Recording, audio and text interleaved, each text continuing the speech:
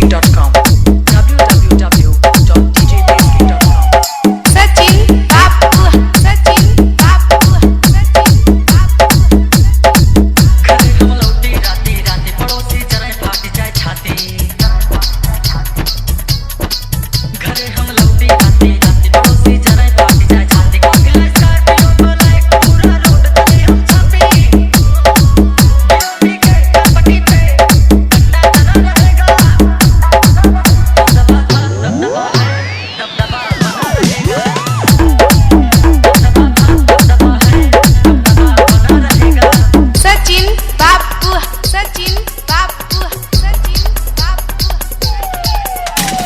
बरहात देवरिया बरहात देवरिया बरहात देवरिया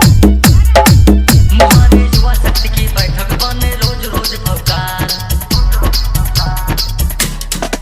मुहाने युवा शक्ति की बैठक बने रोज रोज भवकार अच्छी हक्का हक्का भय जिला में फैला फोटो का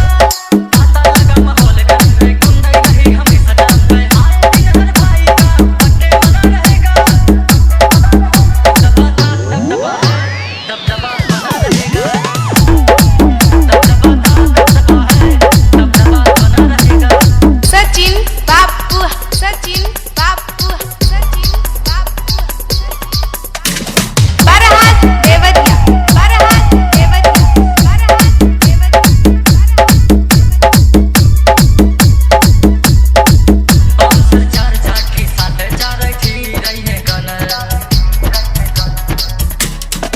बाउंसर चार चार के साथ चार थी रही है गनर प्रशासन से तो मार के घूमे थर थर कभी है जिला कमिश्नर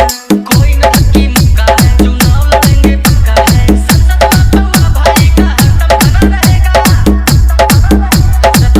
दबदबा है दबदबा बना रहेगा सचिन बाबू